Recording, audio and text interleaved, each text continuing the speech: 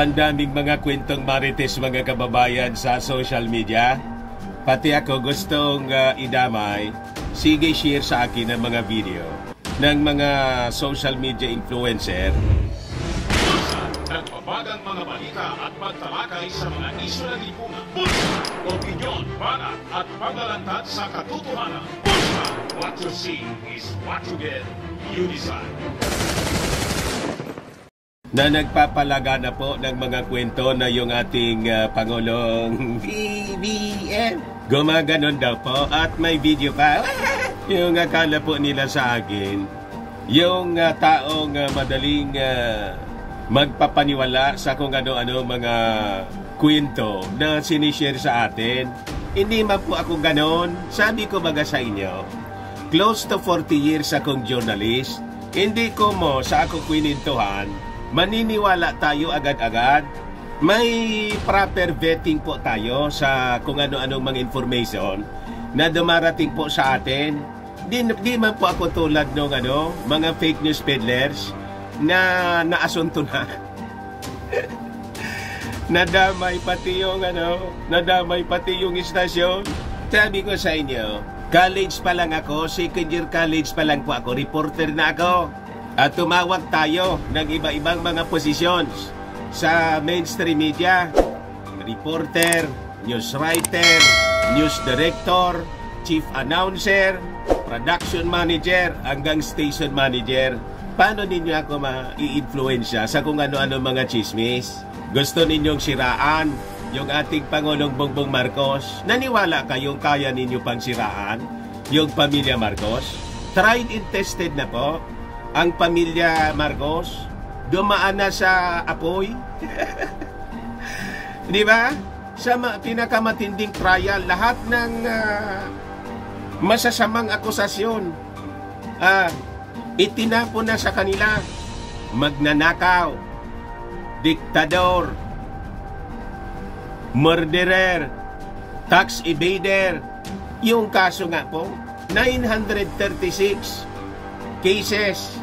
Imbes na masira po yung pamilya Marcos, lalong sumikat, nanalo pa by landslide.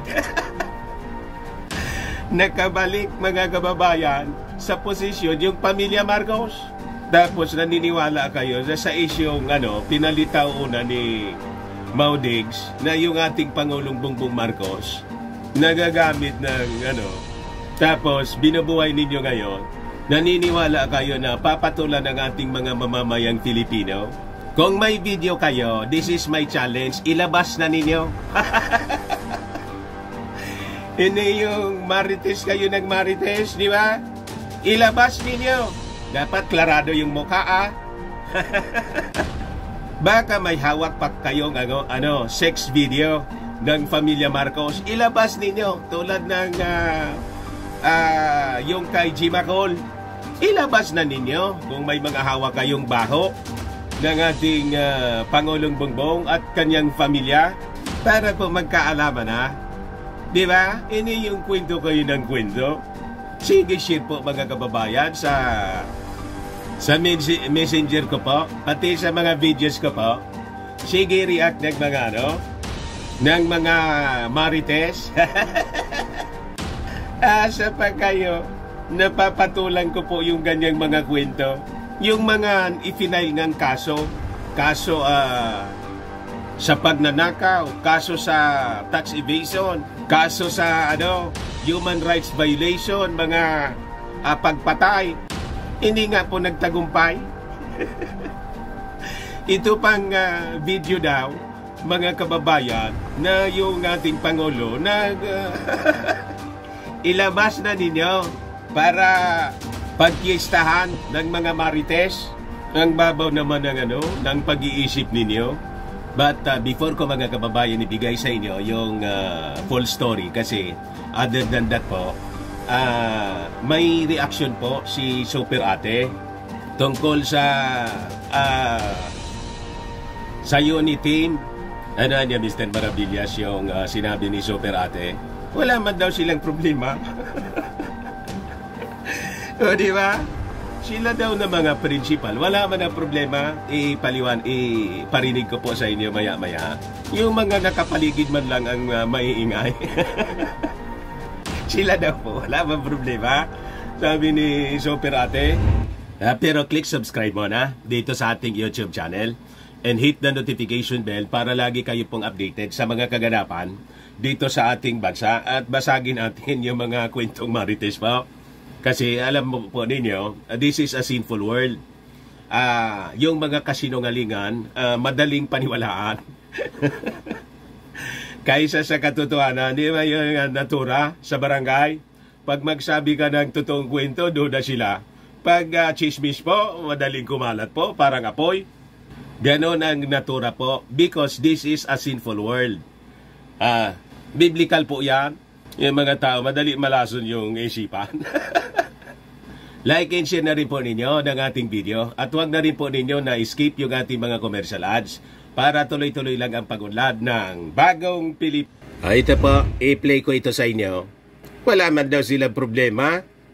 Yung ating Pangulong Bongbong Marcos, siya, si Inday Sara, pati si dating Pangulong Digong, wala man daw silang problema. Namin ni Amy Marcos, Senator Amy, Super Ate, iwan ko niya sa iba dyan. I-play ko po mga kababayan. May nagtatanong tungkol sa sabi, di perceive, break up na ng unity team, pagkawasak ng pagkalusaw. Pagkalusaw ng tuluyan mga kababayan ng unity team. Ito yung sabi ni Super Ate. Pakinggan po ninyo.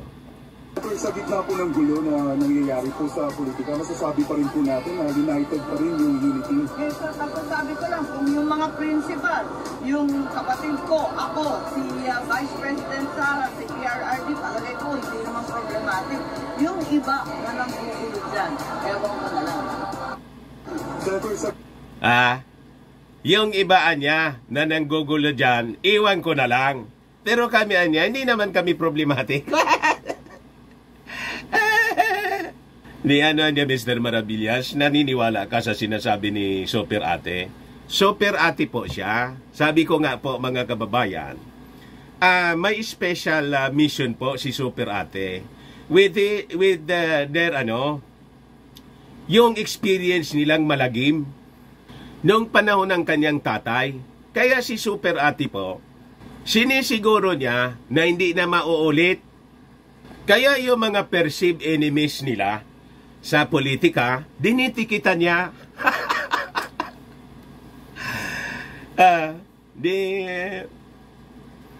Lumalabas niya, Mr. Maravillas, na si Super Ate, Trojan horse. Malamang po. Igawan niya, Mr. Maravillas. Para yung iba kasi po, hindi na mapalagay. Kasi tinitingnan nila si Super Ate, nagtatraidor na sa kanyang pamilya. At tinatraidor niya mismo yung kanyang kapatid na si Bongbong Marcos. Malayo po na mangyari yon. Family is family. Sabi ko po sa inyo mga kababayan, blood is thicker than water. Kumbaga, may mga konting diferensya. Normal yun po. Conflict.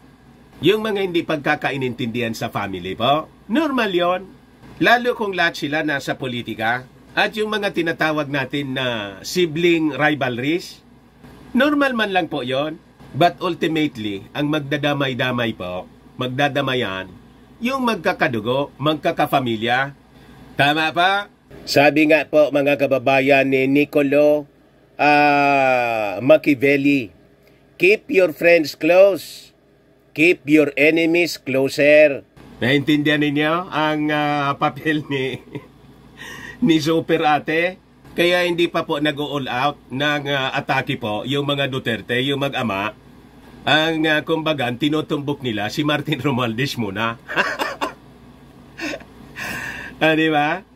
Kasi yun ang piniperceive mga kababayan, yun ang tinitingnan ng mag-ama na magiging kalaban po ni Inday sa 2028. Duda sila ng duda.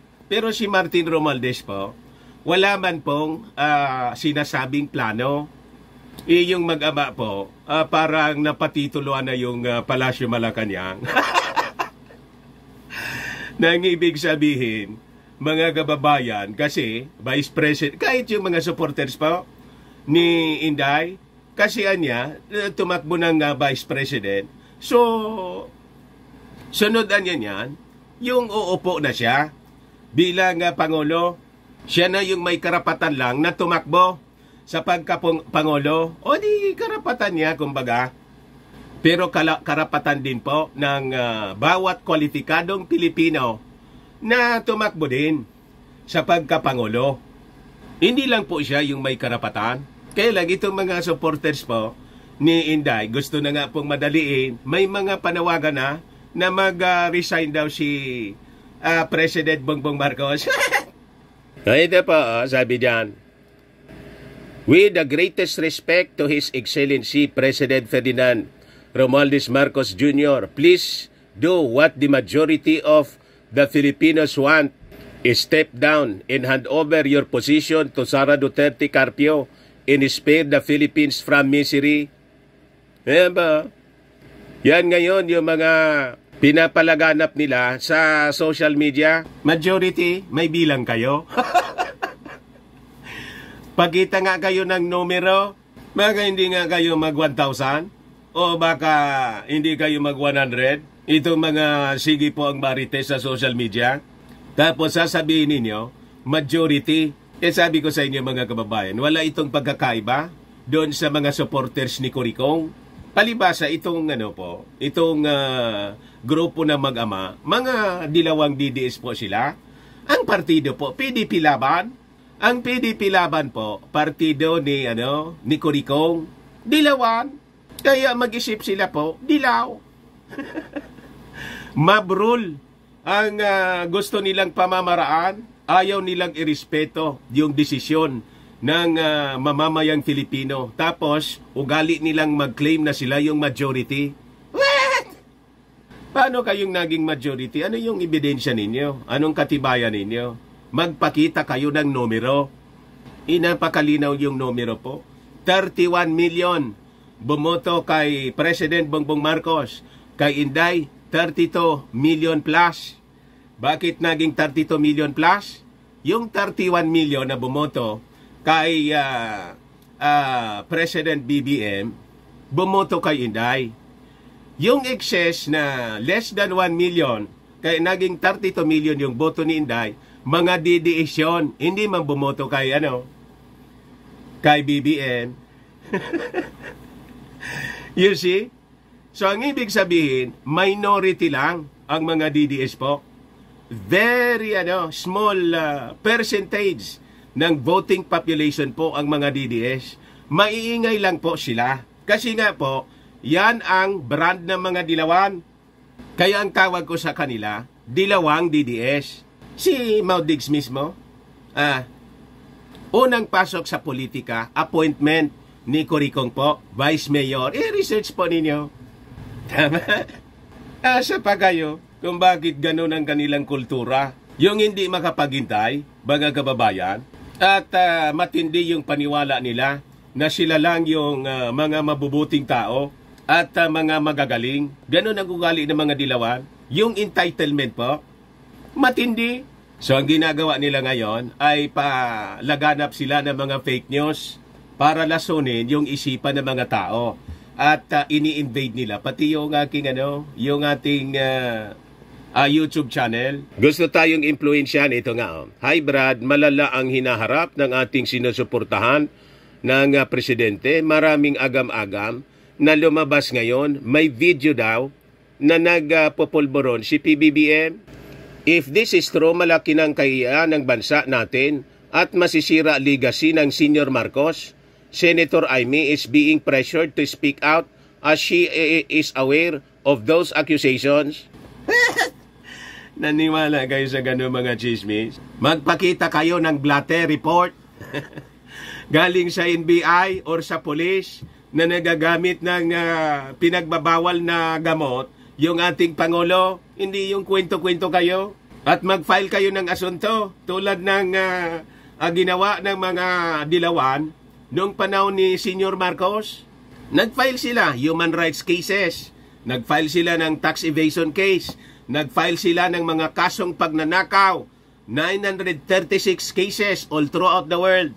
Nakatayo pa hanggang ngayon yung mga Marcos. Yung mga kaso po isa-isa pong binasura ng husgado for lack of merit. Yan pang naniwala kayo na kwentong kutsiro, gawa-gawa ng mga disgruntled na former supporters po, nang hindi mapagbigyan po, nagwawala. At nagpagamit sa mga anti-Marcos forces, naging mga mercenary na mga vloggers, tapos gusto ninyo akong i-influensya. Asa pa po kayo? Legit po ito na journalist. Hindi ninyo basta ako mapapaniwala sa mga kwento-kwento ninyo. Tapos may isa pa na nag-react dito sa video ko kahapon. Sabi niya, naku, may nabasa ako doon sa vlog ni Streamline. May followers na nagsasabi, ginagamit daw Malacanang sa pagsisisyon ng cocaine. Kaya sinusupla ko yung nagsabi. Sabi, pakita mo evidence mo dyan sa sinasabi mo. Baka makasuhan ka. Wala kang ebidensya? Ako po, hindi na po ako nagtataka sa ganitong uri ng mga false accusations. Kasi nasa panahon na po tayo. In time, panahon na ng wakas. Ang tao magkakahilig sa mga yung madaling mag-akusa, false accusers. Tingnan ninyo yung iniimbestiga ng Kongreso. Tapos galit sila. Yung dalawang fake news peddlers, inakusa si Martin Romualdez. Ngayon na iniimbestigahan sila at namimiligro yung SMNI na Masara. Galit na galit po sila. Diba? Ito yung katibayan, mga kababayan ng Perilous Times as described in the Bible. Kaya po, hindi na ako nagtataka kung bakit lagana po yung mga fake news. Yung pag-aakusa falsely. Yan po ang sabi sa 2 Timothy chapter 3 verse 1 to 3. Basahin ko po sa inyo. This know also that in the last days perilous times shall come, for men shall be lovers of their own selves. Kita ninyo, lovers ng kanilang sarili lang. Wala silang pakialam sa iba, kundi yung sariling buhay lang nila. Kaya po, uso yung siraan dito, siraan doon. Para gumanda yung kanilang imahe, naninira ng iba. Diba? Covetous, boasters. Yung covetousness ba? Yung pagnanasa ng hindi kanila. Tingnan ninyo yung China. Pinagnanasaan po yung atin. Boasters. Yung mga mayayabang. Alam na ninyo kung sino yung mga politiko natin na ang yayabang? Paraan niyang kilalang-kilala ko, Mr. Maravillas. Yabang dito, yabang doon. Sasakay daw siya ng jet ski.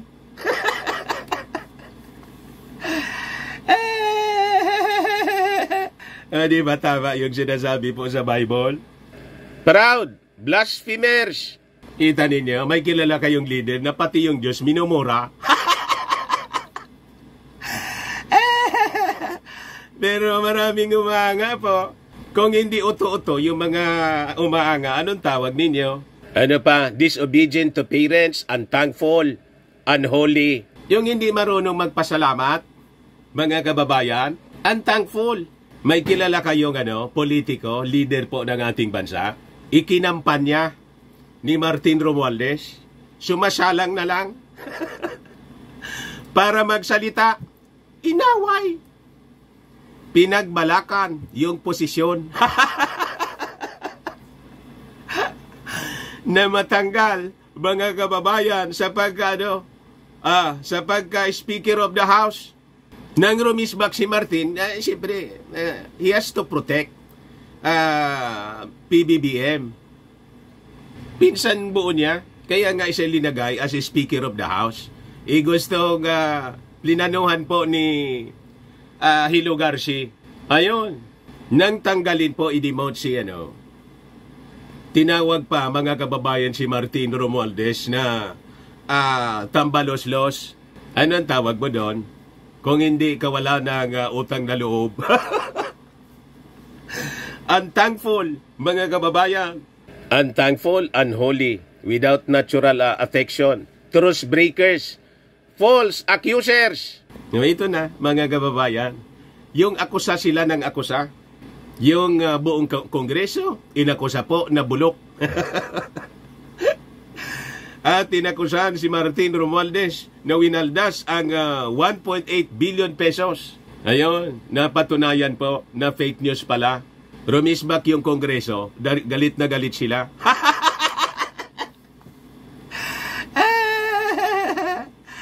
Violation na ng press freedom po. Mga kababayan, yung sinasabi nila, incontinent, walang kakontintuhan po sa buhay.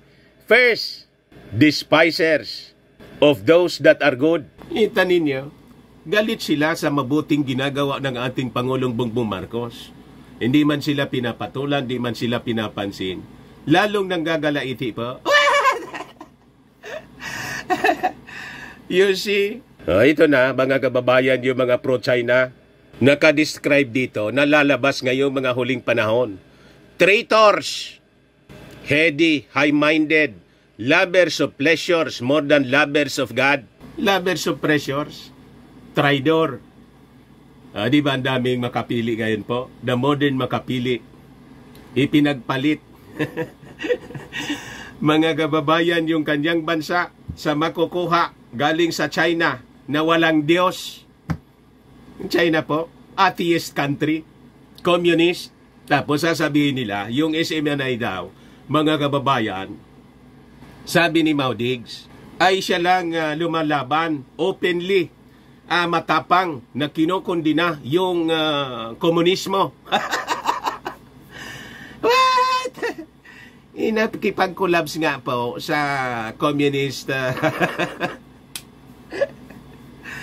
yung television ng China, nakipag-collabs. Yung mismong puno ng communism po dito sa Pilipinas, ang nagdala rito, ang model nila, si Mao Zedong, tapos si Lenin. Si Mao Zedong, yan yung puno modern ng China. Communist China. Tapos sasabihin ni Mau Diggs, mga kababayan, na yung SMNI daw ay siyang lumalaban sa communism. Lahat baliktad po yung mga sinasabi po. Barkada po ninyo. Ayan man lang po, mga kababayan, ang ating mga balita. Baka lang gusto ninyo po itong itry. Firmax Firming and Lifting Cream, pinapahid po sa mga pulses in affected area. Mainam po sa paninigas ng mga kaso-kasuan. Ito naman po, Automax Radiant Serum. Sa mukha naman yung application. Anti-aging siya. You will look 10 years younger than your age. Sa mga cancer patients po, baka lang gusto ninyo itong itry. Ning siya Red Mix Fruit Drink. Hindi man po siya gamot, food supplement siya. Kaya lang, gawa siya mga kababayan sa goji berry. Yung goji berry may anti-cancer properties. Ayos po, yung mga inquiries ninyo, dumiritso na lang kayo sa aming messenger sa Facebook para masagot namin agad. Ako po si Dante Maravillas. Bye-bye. God bless. Sa mga nagana po ng spacious, clean and spacious fitness gym, punta lang po kayo sa aming Colossal Fitness Gym.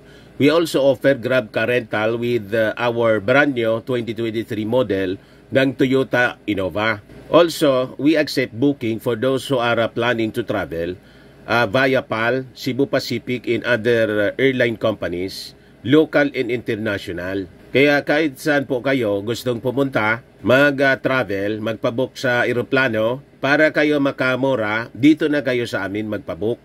And bills payment po for Meralco bills, PLDT, etc. Ang Colossal Fitness Gym is located at 3rd floor, Security Bank Building, Lanco Business Park, Legazpi City, Albay. For inquiries, look for Gilon Maravillas. Contact number 0966-802-0949.